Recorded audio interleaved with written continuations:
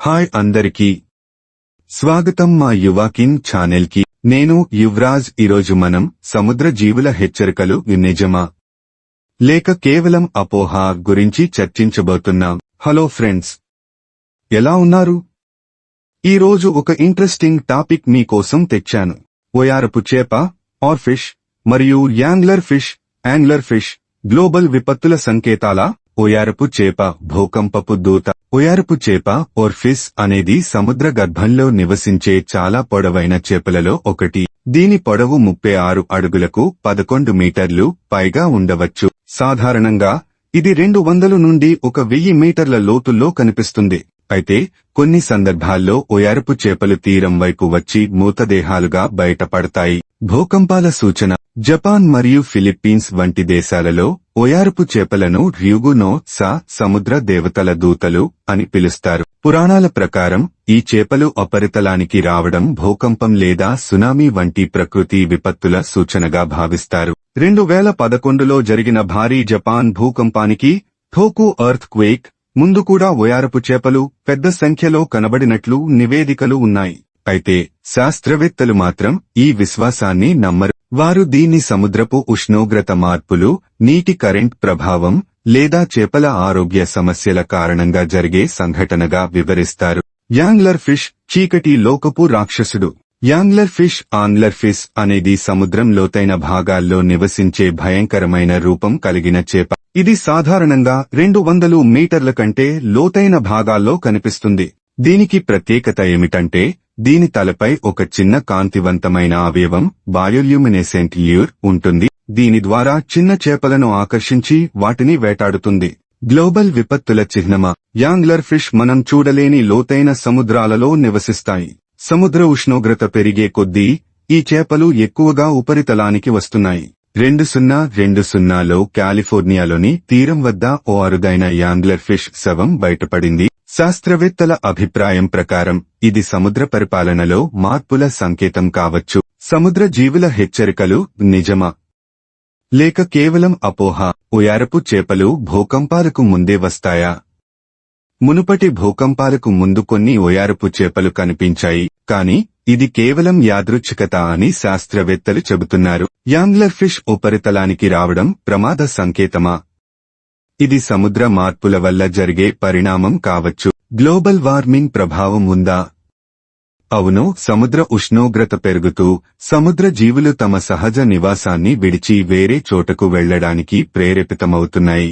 ఒయారపు చేపలు భూకంపాలకు ముందే వస్తాయా? పూర్తి వివరణ. ఒయారపు చేపలు ఓర్ ఫిష్ చాలా లోతైన సముద్రాలలో 200 నుంచి 1000 వరకు మీటర్ల లోతుల్లో నివసించే అరుదైన చేపలు. కొన్ని సందర్భాల్లో ఇవి తీరానికి సమీపంలో మూతదేహాలుగా లేదా కొట్టుకుని వచ్చే ఘటనలు జరుగుతాయి. ఈ సంఘటనలు సాధారణంగా భూకంపాల ముందు సంభవించడం వల్ల కొన్ని దేశాల్లో వీటిని భూకంప సూచకాలుగా భావిస్తారు. 1. పురాణాల మరియు అపోహల ప్రస్థానం. జపాన్ మరియు ఫిలిప్పీన్స్లో ఒయారపు చేపలను రయుగునోత్సుకే సముద్ర దేవతల దూతలు అని పిలుస్తారు. ప్రాచీన నమ్మకంతో ఒయారపు చేపలు భూకంపాలు, సునామీలు వచ్చే ముందు ఉపరితలానికి రావడం ప్రమాద సంకేతంగా భావించేవారు. 2011లో జరిగిన జపాన్లోని టోకు ఎర్త్ క్వేక్ 9.1 తీవ్రత కంటే ముందు ఒయారపు చేపలు పెద్ద సంఖ్యలో తీరానికి కొట్టుకు వచ్చాయి. దీనివల్ల ఈ అపోహ మరింత బలపడింది.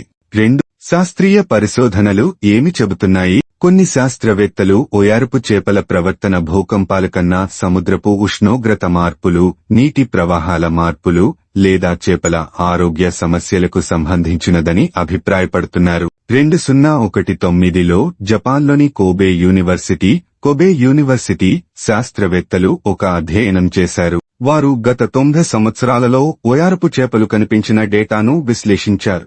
భూకంపాలకు ఒయారపు చేపల ప్రవర్తనకు ఎలాంటి ప్రత్యక్ష సంబంధం లేదని తేలింది. 3.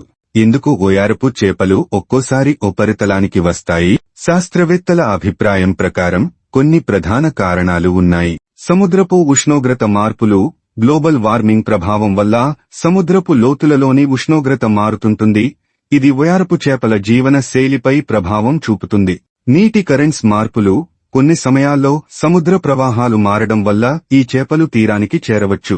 ఆరోగ్య సమస్యలు. కొన్ని వయారపు చేపలు తీవ్రమైన లోతుల్లో ఒత్తిడిని తట్టుకోలేక మరణించే అవకాశం ఉంటుంది. భూకంపపు ప్రభావాలు. కొన్ని శాస్త్రవేత్తల అభిప్రాయం ప్రకారం భూకంపాలు సముద్ర గర్భంలోని నీటి ఒత్తిడిని మారుస్తాయి. ఇది కొన్ని జీవులపై ప్రభావం చూపవచ్చు, కానీ దీని గురించి ఇంకా నిర్ధారణ లేదు. 4. నిజంగా ఒయారపు చేపలు భూకంపాలకు ముందే వస్తాయా? తాజా పరిశోధనల ప్రకారం ఒయారపు చేపలు భూకంపాలకు ముందే రావడాన్ని నిర్ధారించే శాస్త్రీయ ఆధారాలు లేవు. ఇది కేవలం యాదృచ్ఛిక సంఘటన కావచ్చు. భూకంపాల ముందు మాత్రమే కాకుండా గణనీయమైన భూకంపాలు లేనప్పటికీ ఒయారపు చేపలు అప్పుడప్పుడు తీరానికి వచ్చాయి. అయితే స్థానిక ప్రజలు ఇంకా ఈ అపోహను నమ్ముతూనే ఉన్నారు. యాంగ్లర్ ఫిష్ ఉపరితలానికి రావడం ప్రమాద సంకేతమా? పూర్తి వివరణ. యాంగ్లర్ ఫిష్ అనేది సముద్ర గర్భంలోని అత్యంత లోతైన 200 మీటర్లు 2000 మీటర్ల లోతుల్లో నివసించే మొగరూపమైన చేప. దీనికి ప్రత్యేకత ఏమిటంటే ఇది అంధకార సముద్రంలో జీవించేందుకు ప్రత్యేకంగా అభివృద్ధి చెందింది. దీని తలపై చిన్న కాంతివంతమైన అవయవం బయోల్యూమినెసెంట్ ల్యూర్ ఉంటుంది. దీని ద్వారా చిన్న చేపలను ఆకర్షించి వాటిని వేటాడుతుంది. అయితే కొన్ని సందర్భాల్లో యాంగ్లర్ ఫిష్ సముద్రపు ఉపరితలానికి రావడం లేదా తీరానికి కొట్టుకురావడం గమనించబడింది. దీని కారణంగా ఇది గ్లోబల్ విపత్తుల సంకేతమా లేదా ప్రకృతి సమతుల్యత లోపించడమా అనే ప్రశ్నలు ఉత్పన్నమవుతున్నాయి. 1. యాంగ్లర్ ఫిష్ సాధారణంగా ఎక్కడ నివసిస్తుంది? ఇది సముద్రం లోతైన భాగాల్లో ఉండే మెసోపెలాజిక్ 200 నుంచి 1000 వరకు మీటర్లు మరియు బాథిపెలాజిక్ 1000 నుంచి 4000 వరకు మీటర్లు ప్రాంతాల్లో నివసిస్తుంది. భూగర్భపు సముద్ర గర్భంలో తక్కువ ఉష్ణోగ్రతలు, అధిక ఒత్తిడి మరియు తక్కువ ఆక్సిజన్లో కూడా జీవించగలదు. ఇవి సాధారణంగా చీకటి లోకపు రాక్షసులు అని పిలుస్తారు, ఎందుకంటే ఇవి అత్యంత భయంకరమైన రూపాన్ని కలిగి ఉంటాయి. 2. యాంగ్లర్ ఫిష్ ఉపరితలానికి రావడంపై నివేదికలు. ప్రసిద్ధ ఘటనలు. 2014 కాలిఫోర్నియా, USA. అతి అరుదుగా యాంగ్లర్ ఫిష్ ఉపరితలానికి వచ్చి మృతదేహంగా కనబడింది. 2018 ఫిలిప్పీన్స్. ఒక యాంగ్లర్ ఫిష్ తీరానికి కొట్టుకురావడం గమనించబడింది. 2021 న్యూపోర్ట్ బీచ్, కాలిఫోర్నియా. మృతి చెందిన ఓ అరుదైన పసిఫిక్ ఫుట్బాల్ ఫిష్ అనే యాంగ్లర్ ఫిష్ తీరానికి కొట్టుకురావడం సంచలనమైంది. ఈ ఘటనల కారణంగా ఈ చేపలు సముద్రపు లోతు నుండి ఉపరితలానికి వస్తే అది ప్రమాద సంకేతమా అనే సందేహం వచ్చి కొన్ని అపోహలు ఏర్పడ్డాయి. యాంగ్లర్ ఫిష్ ఎందుకు ఉపరితలానికి వస్తుంది? శాస్త్రవేత్తల అభిప్రాయం ప్రకారం దీని వెనుక కొన్ని ముఖ్యమైన కారణాలు ఉండొచ్చు. సముద్ర ఉష్ణోగ్రత పెరుగుదల. గ్లోబల్ వార్మింగ్ కారణంగా సముద్ర ఉష్ణోగ్రత పెరగడం వల్ల లోతైన సముద్రపు జీవులు తాము సహజంగా ఉండే పరిసరాల్లో జీవించలేకపోతాయి. ఇది కొన్ని జీవులను ఉపరితలానికి వెళ్లేలా చేస్తుంది. 2. సముద్రపు ఆక్సిజన్ తగ్గుదల. సముద్ర ఉష్ణోగ్రత పెరగడం వల్ల లోతైన సముద్రంలోని ఆక్సిజన్ స్థాయిలు తగ్గుతాయి. తక్కువ ఆక్సిజన్ వాతావరణంలో కొన్ని చేపలు బతకలేక మెల్లగా పైకి వస్తాయి. 3. నీటి ప్రవాహ మార్పులు. కొన్ని సముద్ర ప్రాంతాల్లో నీటి ప్రవాహాలు ఓషన్ కరెంట్స్ మారడంతో లోతైన జీవులు కొత్త ప్రదేశాలకు తరలిపోతుంటాయి. ఈ మార్పుల వల్ల కొన్ని లోతైన సముద్ర జీవులు అనుకోకుండా పైకి రావడం జరుగుతుంది. 4. సహజ మరణం. లోతైన సముద్రపు జీవులు సహజంగా మరణించినప్పుడు వాటి శవాలు కొన్ని సందర్భాల్లో ఉపరితలానికి వస్తాయి. యాంగ్లర్ ఫిష్ శరీర నిర్మాణం నీటిలో తేలే విధంగా ఉండదు, కాబట్టి అది సహజ మరణంతో పైకి వచ్చే అవకాశాలు తక్కువ. భూకంపాలు లేదా సముద్రపు మార్పులు. కొన్ని శాస్త్రవేత్తలు భావించేవారు భూకంపాల ముందు సముద్రపు లోతుల్లో ఒత్తిడి మార్పులు జరుగుతాయి. ఇది కొంతమంది చేపలను పైకి రావడానికి కారణం కావచ్చు, కానీ ఇప్పటివరకు శాస్త్రీయంగా ఇది నిరూపించబడలేదు. 4. యాంగ్లర్ ఫిష్ ఉపరితలానికి రావడం భయంకర సంకేతమా? శాస్త్రవేత్తల అభిప్రాయం ఇది ప్రమాద సంకేతం అనే శాస్త్రీయ ఆధారాలు లేవు. భూకంపాలకు ముందు లేదా ప్రకృతి విపత్తులకు ముందే ఇవి కనిపించాయని నిర్ధారించలేము. అయితే సముద్ర పరిసరాల్లో మార్పులు జరుగుతున్నాయని ఇది సూచించవచ్చు. కానీ ఇది ఏమి సూచిస్తుందంటే సముద్ర పరిపాలనలో మార్పులు వస్తున్నాయి. గ్లోబల్ వార్మింగ్ ప్రభావం కారణంగా లోతైన సముద్ర జీవులు తమ సహజ నివాసాలను కోల్పోతున్నాయి. ఇది భవిష్యత్తులో సముద్ర జీవవైవిధ్యంపై ప్రభావం చూపించవచ్చు. 5. ముగింపు. యాంగ్లర్ ఫిష్ ఉపరితలానికి రావడాన్ని ఎలా అర్థం చేసుకోవాలి? ఇది ప్రమాద సంకేతమా కావచ్చు, కానీ శాస్త్రీయ నిర్ధారణ లేదు. ఇది ప్రకృతి మార్పుల సూచనమా? అవును, సముద్ర ఉష్ణోగ్రత మరియు ఆక్సిజన్ మార్పుల వల్ల జరుగుతుందనడానికి సూచనలు ఉన్నాయి. భూకంప సూచనగా పరిగణించాలా? ఇప్పటివరకు నిరూపించబడలేదు. గ్లోబల్ వార్మింగ్ ప్రభావం, ఓయారపు చేపలు, యాంగ్లర్ ఫిష్ పై ప్రభావం.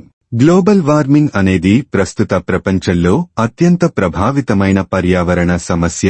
ఇది సముద్ర జీవులు, వాటి ఆహార శ్రేణి, నివాస మార్పులు వంటి అనేక అంశాలపై ప్రభావం చూపుతుంది. ఇప్పుడు ఓయారపు చేపలు, ఓర్ఫిస్ మరియు యాంగ్లర్ ఫిష్ వంటి లోతైన సముద్ర జీవులు గ్లోబల్ వార్మింగ్ వల్ల ఎలాంటి మార్పులను ఎదుర్కొంటున్నాయి? ఇది ప్రమాద సంకేతమా అనే విషయాలను పరిశీలిద్దాం. 1. గ్లోబల్ వార్మింగ్ సముద్ర జీవనంపై ఎలాంటి ప్రభావం చూపిస్తోంది? గ్లోబల్ వార్మింగ్ సముద్ర తాపాన్ని, ఓషన్ వార్మింగ్ పెంచుతుంది. దీని ప్రభావం క్రింది విధంగా ఉంటుంది.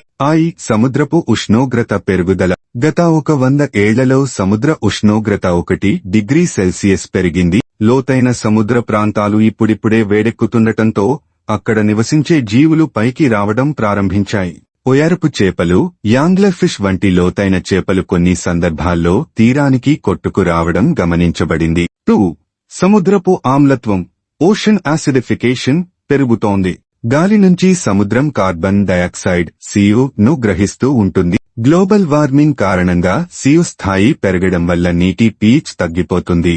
అంటే సముద్రం మరింత ఆమ్లతగా మారుతుంది. ఇది సముద్రపు జీవుల ఎముకలు, తొలుచుకునే బాహ్య కవచాలను బలహీనపరుస్తుంది. దీనివల్ల సముద్రపు ఆహార గొలుసులో మార్పులు సంభవించవచ్చు. లోతైన సముద్ర జీవులు నష్టపోతాయి. 3. ఆక్సిజన్ స్థాయిల తగ్గుదల, డియోక్సిజనేషన్. సముద్రంలో ఉష్ణోగ్రత పెరగడం వల్ల నీటిలో ఆక్సిజన్ స్థాయిలు తగ్గిపోతాయి. ఇది లోతైన సముద్ర జీవులకు ప్రాణహాని కలిగించవచ్చు. ఓయారపు చేపలు, యాంగ్లర్ ఫిష్ వంటి జీవులు కొన్నిసార్లు ఆక్సిజన్ కోసం ఉపరితలానికి రావాల్సి వస్తుంది. 4. సముద్ర ప్రవాహ మార్పులు. సముద్రపు నీటి ఉష్ణోగ్రత పెరగడం వల్ల ప్రధానమైన సముద్ర ప్రవాహాలు మారిపోతాయి. దీనివల్ల కొన్ని సముద్ర జీవులు తమ సహజ నివాసాన్ని వదిలి కొత్త ప్రదేశాలకు వెళ్లే అవకాశముంది. ఇంతవరకు వీడియో చూసినందుకు థాంక్స్ ఫ్రెండ్స్. ఇలాంటివే మరిన్ని ఇంట్రెస్టింగ్ వీడియోస్ కోసం మా ఛానల్ కి సబ్స్క్రైబ్ చేయండి. మళ్ళీ కలుద్దాం. బై. ఇది మీకు నచ్చిందని అనుకుంటున్నాను. లైక్ చేయడం, కామెంట్ చేయడం మర్చిపోకండి. మనం తర్వాతి వీడియోలో కలుద్దాం.